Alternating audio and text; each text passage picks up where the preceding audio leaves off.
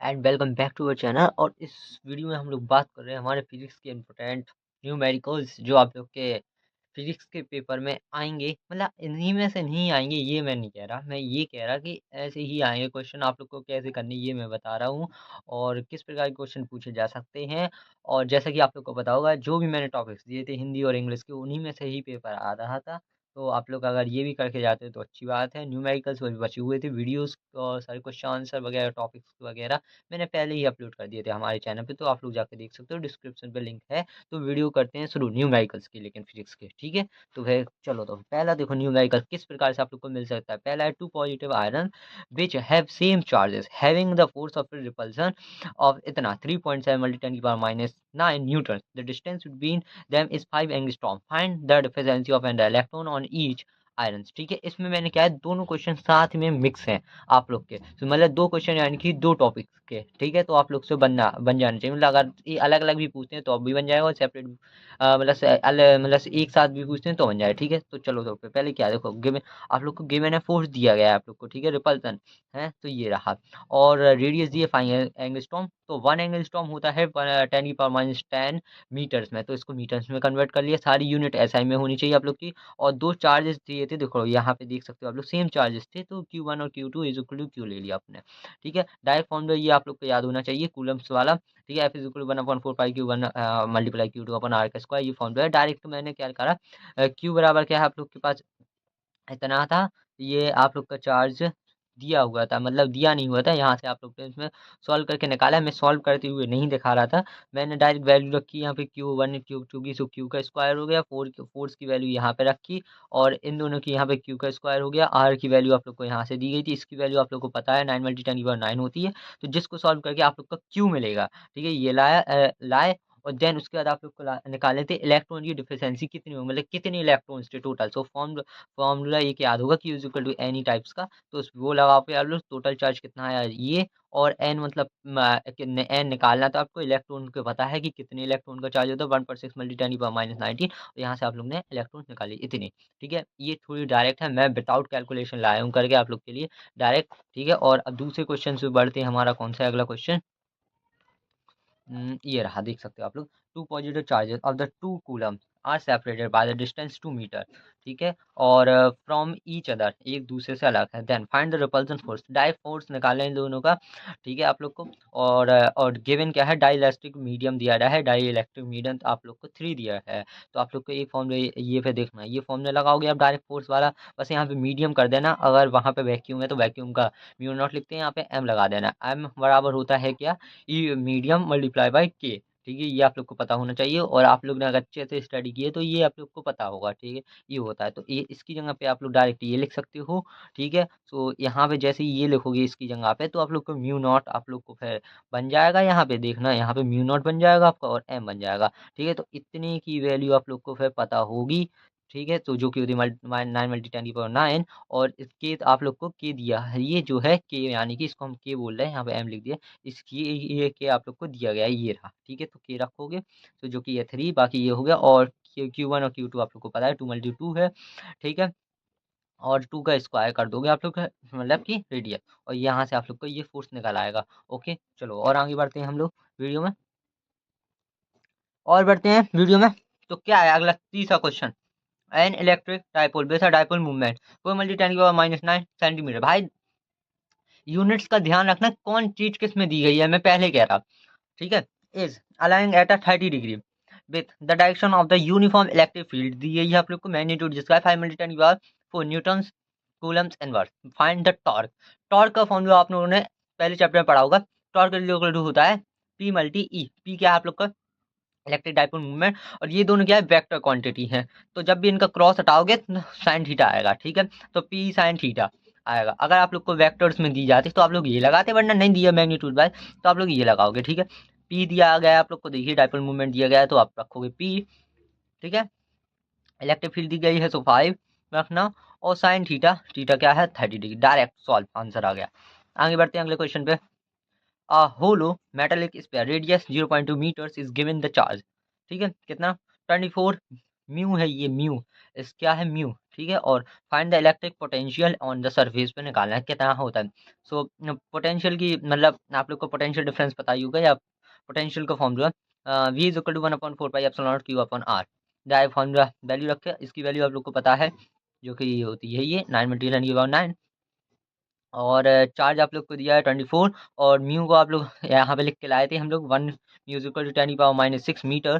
ठीक है, तो ये लिख लिया, इसको कन्वर्ट कर लिया आप लोग ने, और ये रहा आप लोग का 2 का वो कर दिया। ये मीटर नहीं है, मतलब उसकी उसकी बस पावर है, मीटर मत लिखना, उसको लिखते हैं ऐसा कूलम्स में। ठीक है, यार ये 2 लिख दिया आप लोगों ने, क्योंकि रेडियस दी थी 2 मीटर, 0.2 नहीं 2 दी थी। ठीक है, और उसके बाद आप लोग को इसको सॉल्व करने से ये आंसर आ गया आप लोग का। ठीक है, अब सॉल्व कर लेना आराम से, शायद यहाँ पे 2 है, ये 0.2 नहीं है, मैं 2 लिख के लाया था, गलती से लिख गया, हटा उसको। ठीक है, 2 मीटर, तो यहाँ पे 2 मीटर्स हो गया। ओके, और अगला क्वेश्चन कौन सा है, फाइंड द रेजिस्टेंसेस। क्या है, एक सर्किट दिया जाएगा आप लोग को इस टाइप का, इस टाइप का नहीं दिया जाएगा, मतलब इस टाइप से दिया जाएगा, कोई भी वैल्यू चेंज हो सकती है, कैसा भी हो सकता है। और मैं ये नहीं कहा कि इन्हीं में से क्वेश्चन आएंगे, इस टाइप के क्वेश्चन मिल सकते हैं और वैल्यू चेंज करके। ठीक है, अगला देखिए, रेजिस्टेंस ये रहे आप लोग को कुछ दिया गया, देखिए आप लोग ईएमएफ दिया है आप लोग को 10 वोल्ट, रजिस्टर इंटरनल रेजिस्टेंस जो कि आर से दिखाते हैं आप लोग 3 ओम्स का दिया है, एक्सटर्नल रेजिस्टेंस दिया है आर, जो कि आप लोग को निकालना है, और करंट जो फ्लो कर रहा है वो है 0.5 एम्पियर का। ठीक है, ये जा रहा है, और आप लोग को निकालना है रेजिस्टेंस। तो आई वाला फॉर्मूला पता होगा आप लोग को, V is equal to I है वोल्टेज ओम्स लॉ, जो कि होता है डाई V is equal to I R. ठीक है, तो आप लोग को क्या निकालना है, करंट। ठीक है, मैं एक डायरेक्ट तरीके से बताया, तो करंट इज इक्वल टू हो जाएगा कितना आप लोग का, V upon R. Total resistance कितनी है, 3 और एक ये वाला, तो इन दोनों को जोड़ दो, इधर पे देखो लिखा मैंने वही, इन दोनों को जोड़ दिए। हाँ, जो वोल्टेज है वही आपका ईएमएफ भी होता है, अब वो होता है अगर देखा जाए तो। वैसे अगर और डीपली में समझना है तो बहुत ज़्यादा कॉम्प्लिकेटेड हो जाएगा, और इस वीडियो में मैं नहीं समझा सकता अभी, क्योंकि बहुत ज़्यादा है। ठीक है, तो यहाँ से आप लोग सॉल्व करके डायरेक्ट वैल्यू रखिए और पुट कीजिए, और बस इतना आएगा, ज़्यादा डीपली आप लोग से बोर्ड में नहीं पूछेंगे। ठीक है, डायरेक्ट फॉर्मूला बेस भी पूछेंगे। अगला, छठवां, a negligible small current is passing through a wire of the length. ठीक है, 15 मीटर, एक निग्लिजिबल मतलब थोड़ी सा, मतलब जिसको हटा दो, छोटा सा बिल्कुल टुन्नू सा करंट पास हो रहा है किससे, वायर से, जिसकी लेंथ कितनी है 15 metre, and uniform cross section area है आप लोग का, इतना एरिया दिया गया है 6 × 10⁻⁻7। ठीक है, मीटर्स का उसका, एंड इट रेजिस्टेंस कितना है 5 ओम्स का इसका रेजिस्टेंस है। फाइंड द रेजिस्टिविटी आप लोग को निकालनी है। ठीक है, रेजिस्टिविटी का फॉर्मूला आप लोग को पता होगा, या फिर नहीं पता तो रेजिस्टेंस का तो पता होगा ही, कि resistance is equal to rho L/A होता है।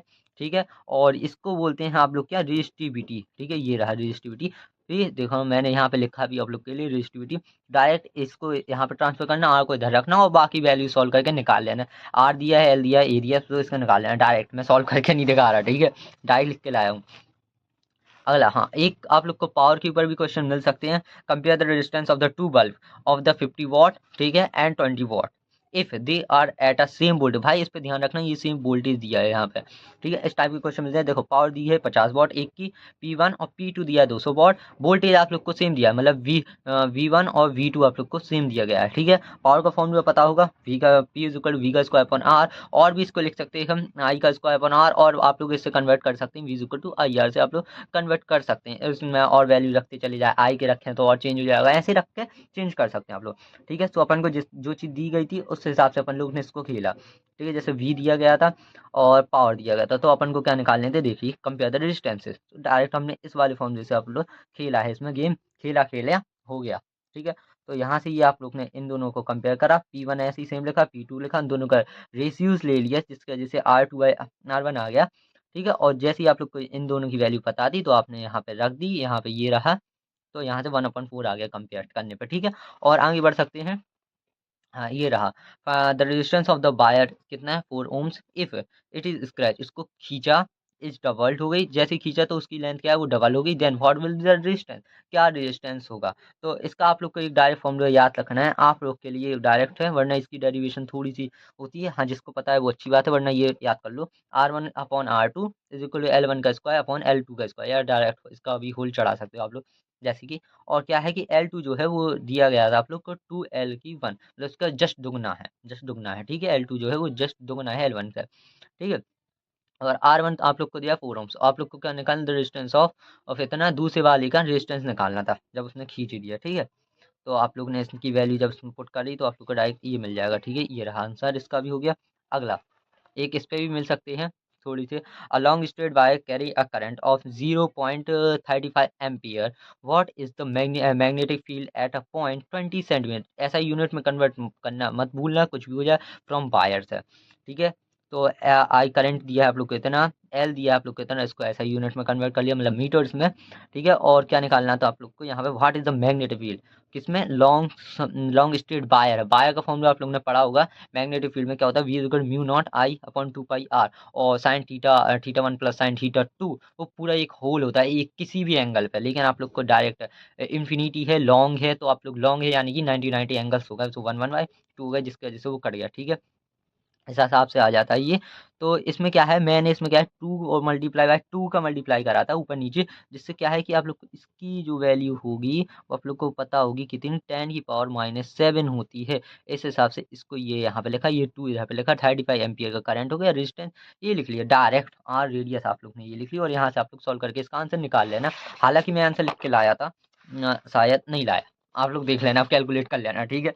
हाँ, और अगला क्वेश्चन कौन सा है, a wire through which a current of 8 ampere is flowing makes and the angle of 30 degree with the direction of the magnitude field of 0.15 Tesla, ठीक है। और कैलकुलेट द फोर्स एक्टिंग, देखना यहाँ पे ध्यान से पढ़ना, पूछ क्या रहा है, force acting per unit length मतलब फोर्स के अपॉन में लेंथ आ रही है, मतलब फोर्स अपॉन एल आ रहा है, ठीक है। तो करंट क्या है आप लोग को ये दिया गया है, एक मैग्नेटिक फील्ड दी गई है इतना, थीटा ये दिया है, लोग डायरेक्ट फोर्स लगाई, और किसके ऊपर देखना, पूछा force acting per unit length of wire के ऊपर। एक होता है चार्ज के ऊपर, क्यू वी वी वी, ठीक है, क्यू वी क्रॉस बी वाला फॉर्मूला, ये है अपना कंडक्टर के ऊपर, यार मतलब लेंथ के ऊपर, किसी के ऊपर फोर्स। तो ये लिखते हैं आप लोग क्या, F is equal to I L cross B, और ये दोनों क्या है वेक्टर्स में, यहाँ पे जैसे इसको हटाओगे तो साइन थीटा आएगा, तो ये डायरेक्ट फॉर्मूला ये बन गया। और अगर इन दोनों का वेक्टर्स में दिया होता है तो आप लोग ये लगाते, ठीक है।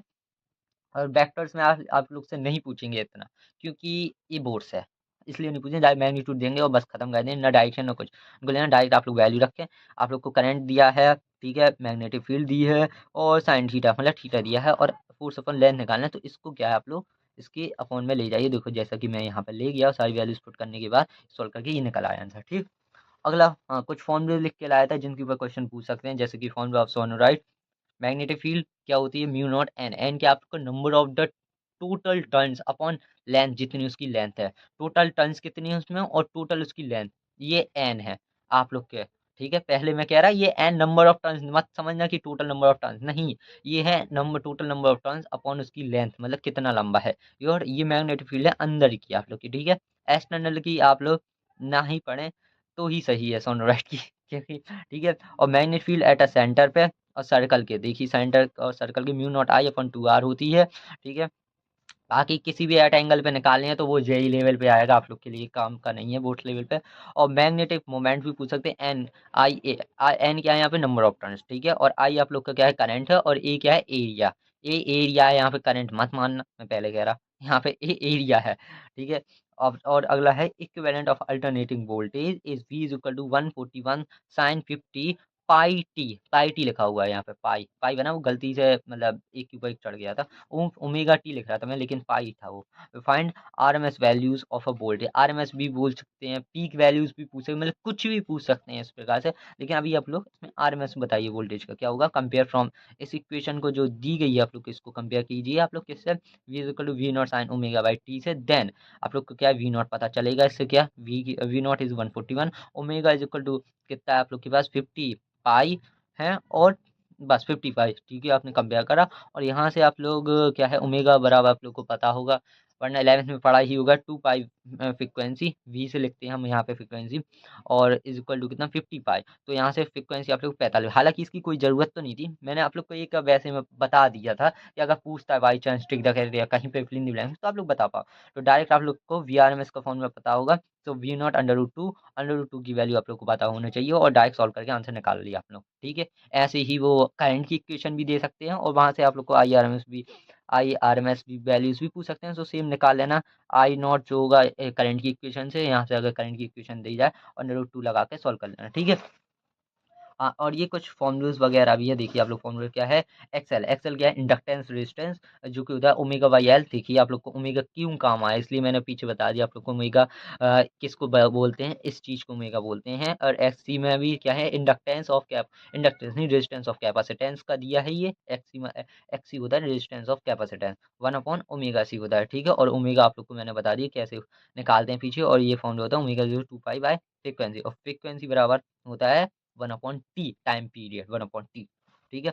अगला अगला क्वेश्चन हमारा क्या, there is an air bubble lens inside the water जिसका रिफ्रैक्ट इंडेक्स दिया है 1.3 of the radius of curvature दिया गया है इतना, ठीक है, 10 सेंटीमीटर एंड ईच सरफेस इसका, ठीक है, मतलब एक बबल है जो पानी के अंदर है और पानी का रिफ्रैक्टिव इंडेक्स इतना दिया है, और बबल का आप लोग को पता होना चाहिए, ठीक है, पहली चीज, ठीक है। और एयर का मतलब एयर का पता होना चाहिए, बबल का नहीं, एयर का कह रहा हूं मैं, ठीक है। फाइंड द फोकस लेंथ निकालिए, नीचे ऑफ द लेंसेज निकालने, तो मैं सब समझाते हो। पहली बात तो क्या है, आप लोग को फॉर्मूला पता होना चाहिए इसका क्या है। पहली चीज देखो, फॉर्मूला क्या है, focus length, focal length is equal to होता है mu L upon mu H. आप लोग ने सिर्फ म्यू बस सुना होगा, म्यू म्यू -1, ठीक है। तो यहाँ पे म्यू एल क्या बता रहा है अपन को, म्यू एल बता रहा है refractive index of the lens का, लेंस का मतलब कि जो अंदर का हिस्सा लेंस क्या है उसके अंदर का रिफ्रैक्टिव इंडेक्स अपॉन सरफेस, मतलब उसकी सरफेस का, ठीक है, मतलब कि सराउंडिंग का, सरफेस का नहीं, सराउंडिंग मतलब उसके सराउंडिंग क्या था, मतलब किस चीज में डूबा हुआ था वो चीज, उसका है ये सराउंडिंग, ठीक है। एस -1 होल मल्टीप्लाई में क्या है इसके 1/r1